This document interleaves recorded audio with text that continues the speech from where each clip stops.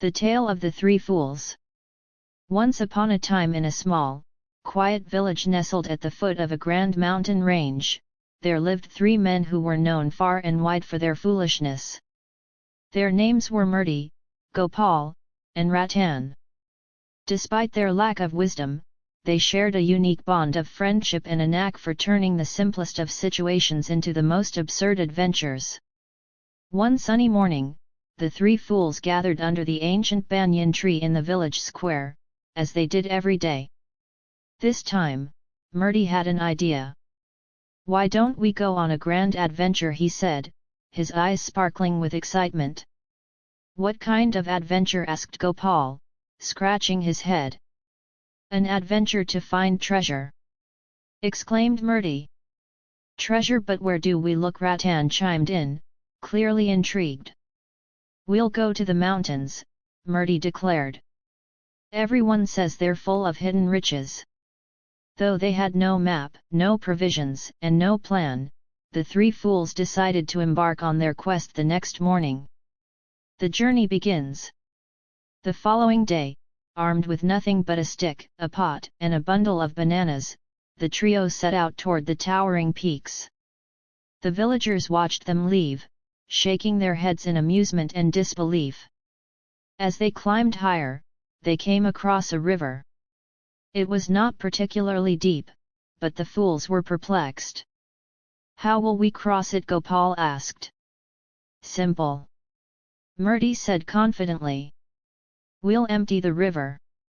They each grabbed their pots and started scooping water out of the river and pouring it onto the banks. Hours passed, and they were drenched and exhausted, but the river remained unchanged.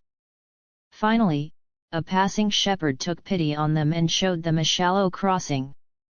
"Why didn't we think of that?" Ratan muttered as they trudged across. "Because we're saving our thinking for the treasure," Murti replied.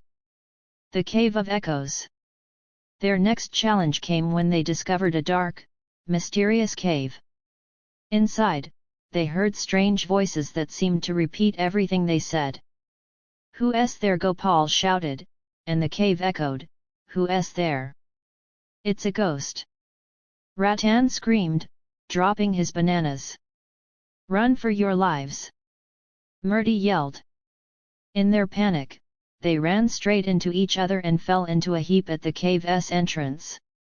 Eventually, they realized it was only an echo, but they were too frightened to enter the cave to search for treasure. The fool's gold.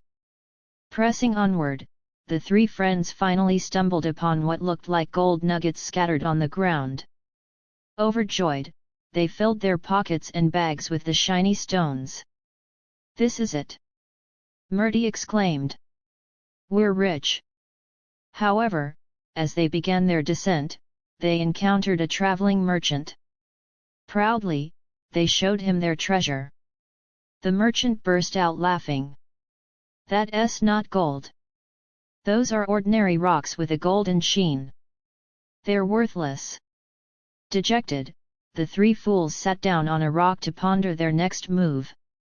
A lesson in friendship. As the sun began to set, Ratan broke the silence.